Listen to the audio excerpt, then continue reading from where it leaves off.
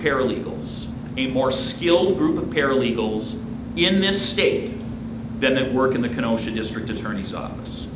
Years of experience, many times as skilled in the basic sort of knowledge of the legal issues they have as any of our newer attorneys, and people who work with total commitment and passion in what they do, and are never recognized, not even recognized enough by the lawyers who they serve.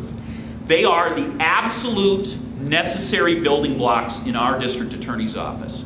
And they are folks who, without their skill and experience, we simply could not function, and any achievements we have are shared with them. So I want to thank them for their service.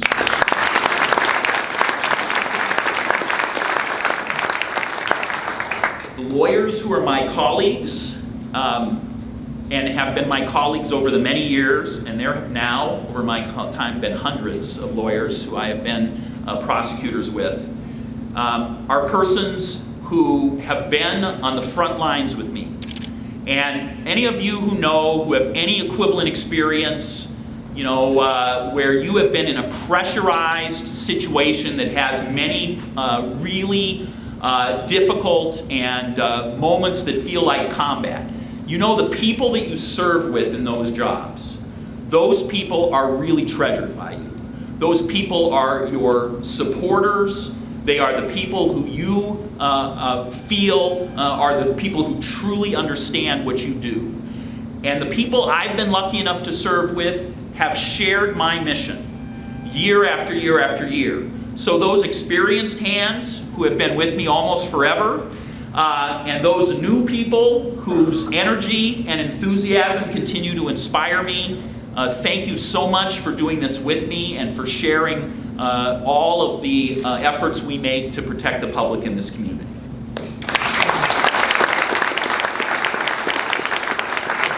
I have just a couple more thank yous. I promise it'll be not too many. But I have to ask Cheryl and Elizabeth to stand for just a moment, please. When I mentioned paralegals, these two individuals have been my paralegals my entire legal career, okay? So these two individuals have mothered me and spoiled me and made sure the mechanically inept person before you looked competent in courtrooms all across this county, and they have absolutely and completely made sure that I knew every day that what I did was being valued, and they supported it directly, and they every day showed me that they understood that we were a team. There is absolutely no way that any success I have ever had in this job is not a success I share with the two of you. So my favorite part of today is I get to thank you guys. Thank you.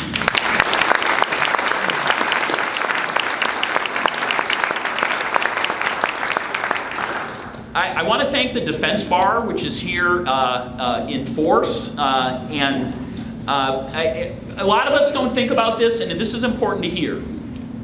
A criminal justice system is only as good, is only as just and fair as the skills and experience of your defense bar. The system falls apart.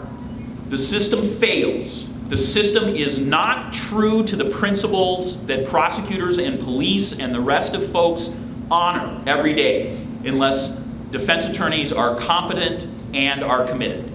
And we are lucky in this community to have a defense bar that absolutely fulfills that requirement. So I thank you guys for being here today.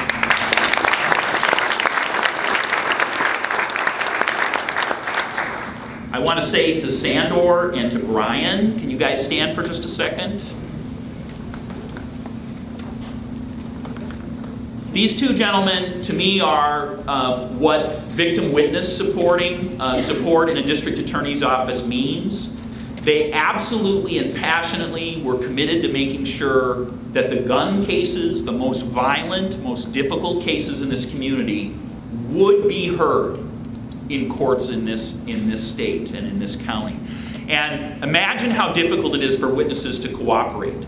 Imagine how difficult it is for witnesses to continue to not be afraid. And both of these men, day after day, night after night, weekend after weekend, made sure that my cases could go to trial with superhuman efforts. So I appreciate you both being here. Many other victim witness people have done the same, but these two are the two who most have committed themselves to my mission. So thank you both. I appreciate it.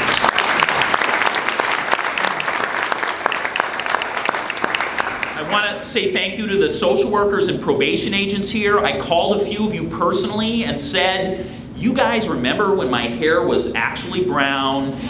You guys were with me from the very start. You must be there when people start handing me awards. And then I've said to them, can you believe that people are giving us stuff like this with how we were when we were young? And so I appreciate those of you from probation and from the world of social work for coming and for sharing in this with me and for me today. The last people I want to thank are the members, the men and women of law enforcement in this community, who again are here in force. And what a humbling thing to have you guys here, you men and women here in such numbers. I have always operated with one principle regarding criminal cases, and that is that a case, when it arrives after an arrest in a district attorney's office, is not finished. That is the beginning. And that if you're going to win jury trials, if you're going to protect the public, more must be done. And I have asked members of law enforcement, day after day, every case, to do more for me, to share in this mission and to give me more information, interview more people, do more testing. And I have to tell you, law enforcement has always, for me, done that graciously. They have always answered that call. We are very privileged to have the leadership of law enforcement that we have in this community, to have the culture that leadership builds, and then to have the men and women who do this hard and difficult work every day. And so I thank them for being here, and mostly I thank them for their contribution and the way they risk their lives every day. Thank you.